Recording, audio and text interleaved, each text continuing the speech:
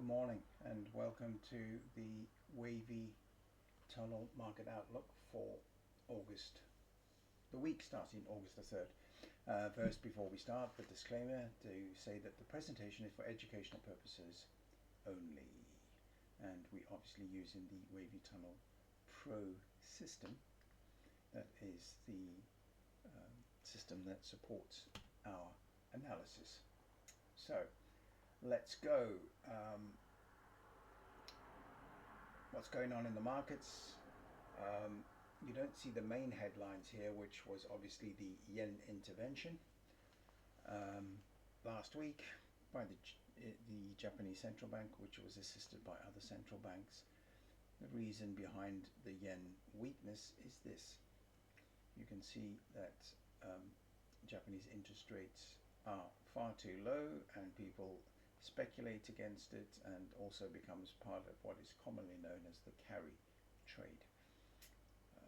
So fund in Japanese yen because of the low interest rates and take advantage of other markets. So that's what's been going on there. From an economic perspective, next week there's not too much out. We have non-farm payrolls, which will be out on Friday, which will be obviously always worth keeping an eye on. There's some obviously the oil data is always interesting, and other than that, there's bits and pieces that you can get your teeth into, but not anything too dramatic until the latter part of the week. Earnings, also nothing earth-shattering here. The last remnants of the earnings, and then we're still waiting for SpaceX, which I think is next week or the week after. So without belaboring the point, let's go and get our charts up. Let's start with the yen because that's where all the action was. This is the dramatic move that we saw post intervention, and you can see it's very significant. So those are the daily charts. This was just, I've marked this out, previous area of support. What I had done with this particular box here is I measured that move there and trying to move it to see if there's a similar level of, let's have a look. So it's about 800 basis points, and that's 6 into. So we get into that territory where it's the same previous area of support. And what again, this is the area that I would be watching, 160, because that seemed to be the line in the sand. So obviously that 60 becomes your pivot area. When you've had a move like this, we've all seen what happens. So I'm not advocating that you buy this dip, because you never know, they might come with a second wave. So, and this is always the cards that they play, but I would expect some sort of retracement, possibly back to close to 160 before you could probably come lower, or we get back into this pattern where, because they're only intervening, nothing's changed from a monetary policy perspective, and the song remains the same. We'll leave it there, because to try and find trades in that, no, it's like finding a needle in a haystack. Obviously the dollar weakened post Fed announcement of unchanged rates. All the action then was limited to the comments afterwards, and we'll see that in more detail when we go and have a look at the futures. I'm struggling at the moment with trying to work out what this market, because I've got head and heart issues that are pulling me in different directions, and so very difficult. So the framework that you need to follow, let's have a look here. You can see wave trying to get through the tunnel. You know the rules that are based on that. Measure this, get a retracement value, see if there's any, where is it? Lovely, in this sweet spot that we like. There's the target.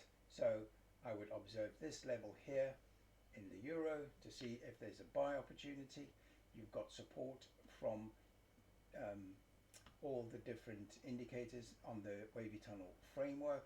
So that's your first area of interest in the euro, and then you go from there. I'm not going to go too deeply because I don't watch them on a daily basis at the moment. Similar pattern, and you can see the dramatic. This obviously news items that are coming out. Then you go into periods of consolidation. So this is why when you're looking at your framework, you know that if you break in this level here, possibly, you know, fill the gap kinds of trades. When the wave starts going through the tunnel, you start looking for pullbacks. You're doing your analysis on here. You're looking at that. You get in your pullback level, 50%, lovely. We always like that. Look at the price action down here. Looks like it's building a base. Look at the bungees that are starting to go up towards 50, and then obviously through with that impulse. And there's your target, and then off you go. And then this becomes a rinse repeat kind of scenario. There's your move that you're following. You could also put the fib in this. We discussed this last week, and then that becomes that. You've got the wave now, you've got the tunnel. Are we going to have a slightly deeper pullback, you know, into the gap? What's waiting for us there? A 50% retracement of that secondary move. So there's your 1, 2, 3, 4, 5. So when I see those, I probably think we're running out of steam, probably looking for a pullback. But again, that all depends on what types of information is going to flow through into the market. So we've covered those. Have a quick look at the Canadian dollar, and you can see again,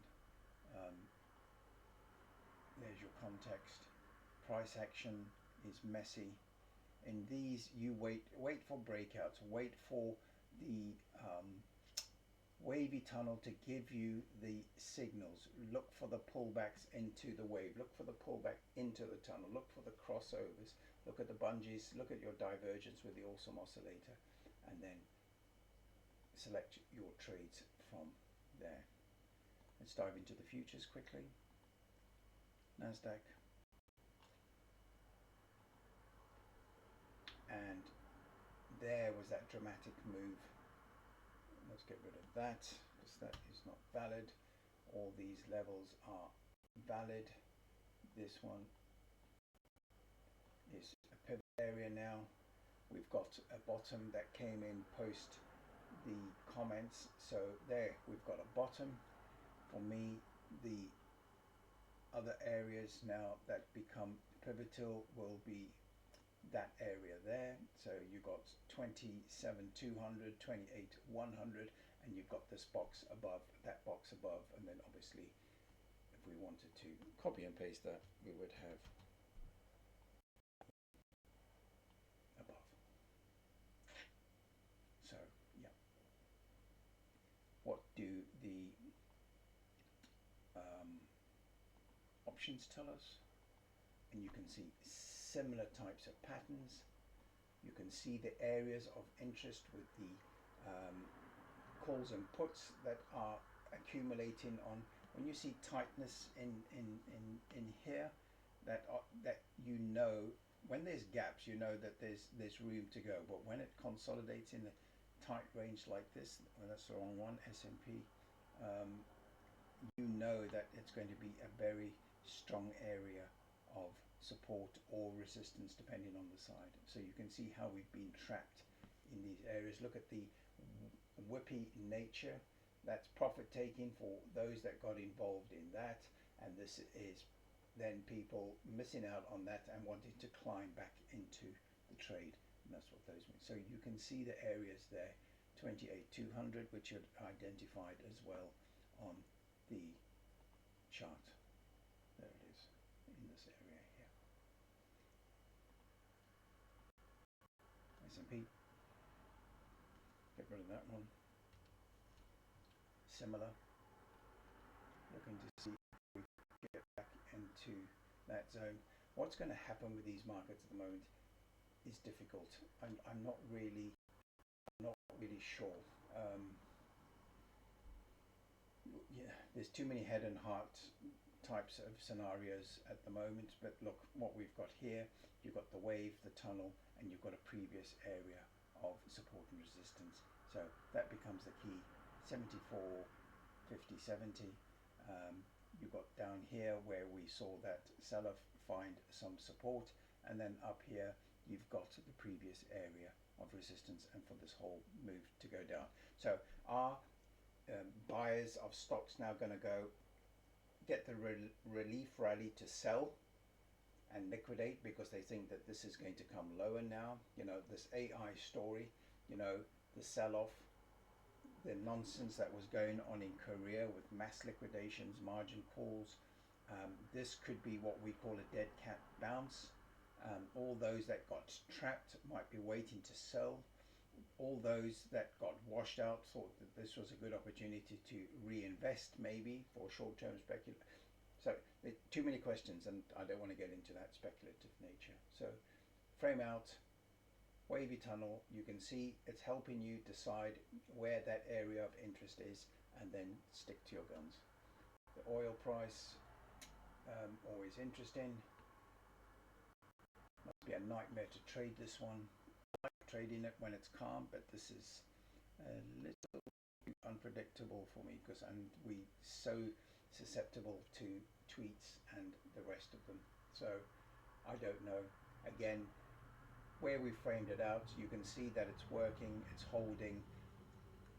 Do your Fibonacci, do your wavy tunnel analysis, analyze all the tools, and look to see if there's any opportunities for those that do trade oil. Gold, I think, is just going to drift in a range which we've marked out. The range is quite wide. It's holding those ranges. I think everything needs to settle before we see more dramatic moves in gold. For now, people will be buyers on dips, but there's people that got in way below that might be selling on the way up to fund some of the other elements that need to be funded in their portfolio, because that's where all the profits are, and that's what happens. You liquidate the winners to fund the losers. And so I'll keep it short and sweet again. There you can see by my summaries, I'm struggling with what's going to happen. We're also going into the summer sort of recess and people on holiday, so obviously that's where the liquidity comes in, because there's not that many, and this is why you're seeing this price action. So be vigilant, be careful. Use the wavy tunnel framework to determine your levels, and with the other supporting indicators that we have discussed. So until next week, take care, good luck, stay safe.